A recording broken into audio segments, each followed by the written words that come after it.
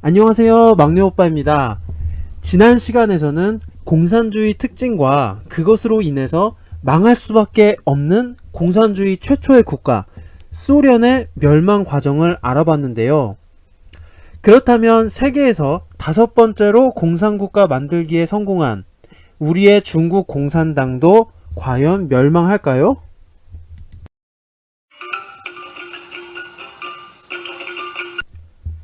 중국 역시 공산주의 국가입니다. 소련처럼 당이 만들어지고 그 당이 나라를 건국했죠. 하지만 중국의 경우 개국 초반에 소련과 다른 길을 가게 됩니다. 간단하게 설명하면 소련은 세계대전이라는 전쟁 중에 생기고 발전된 나라로서 탱크, 철강 등의 중공업에 몰빵을 해야 되는 상황이었죠. 이는 당연히 국가 중심 산업이 필요했고 모두들 전쟁이라는 위기 상황에서 단결해야 하는 원동력이 되었습니다. 이로써 소기의 성과를 달성한 소련은 그것이 공산주의 정책의 산물이라는 착각에 빠지게 됩니다. 중국의 경우는 세계대전이 끝난 이후, 그러니까 누구에게도 방해를 받지 않은 상태에서 개국을 합니다. 중국 역시 호기롭게 공산주의 정책을 펼쳤죠.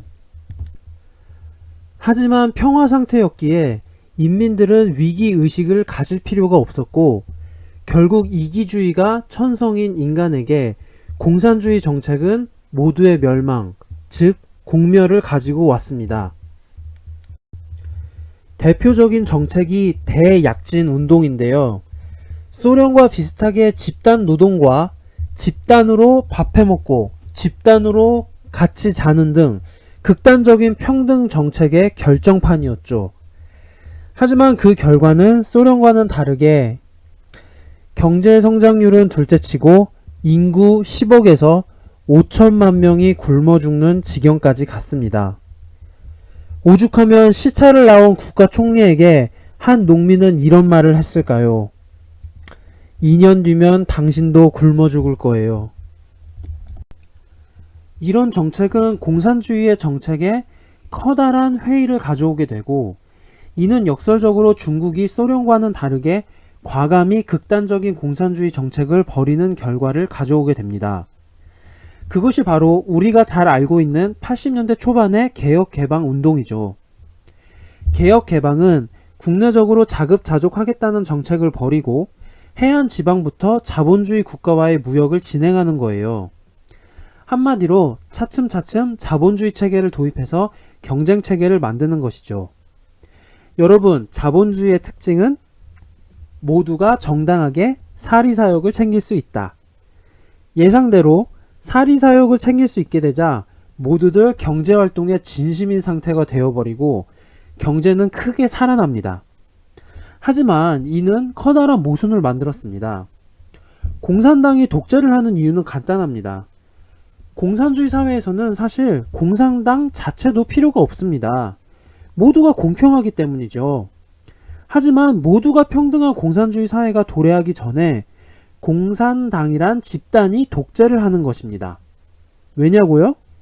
그런 평등한 사회를 좀 더 빠르고 효율적으로 만들기 위해서 하나의 집단에게 권력을 집중시키는 거죠. 지난 시간에 레닌의 말 기억하시는지 모르겠네요. 그런데 지금 자본주의 체계를 도입한다면 도대체가 공산당이 독재를 할 필요가 없잖아. 이런 의문이 당연히 들게 되죠. 사실 미국 역시도 중국의 개방을 도와준 이유가 여기에 있었습니다. 소련과의 경쟁 관계였던 70, 80년대 중국을 개방시키면 자연스럽게 공산당은 명분을 잃어서 멸망하게 만들 것이다. 이것이 바로 미국의 생각이었던 것입니다. 그러나 그런 일은 일어나지 않았습니다. 세계 경제를 좌지우지하는 위치까지 올라갔지만 미국의 좋은 파트너는커녕 오히려 이제는 G2라는 이름으로 미국을 위협하는 존재로 부각되었죠. 하지만 중국 인민들은 명분을 잃어버린 중국 공산당에게 왜 너희들이 아직도 독재를 하냐고 의문을 제기하지 않습니다. 왜일까요? 정답은 청나라 멸망 이후 중국 인민이 자유민주주의의 상징이었던 국민당이 아닌 독재의 상징인 공산당을 선택한 이유와 정확하게 일치합니다. 천멸중공. 하늘이 중국 공산당을 멸할 것이다.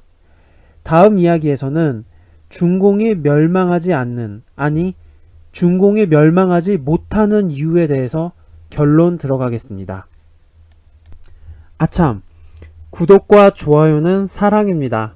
그러면은 다음 시간에 뵙겠습니다. 감사합니다.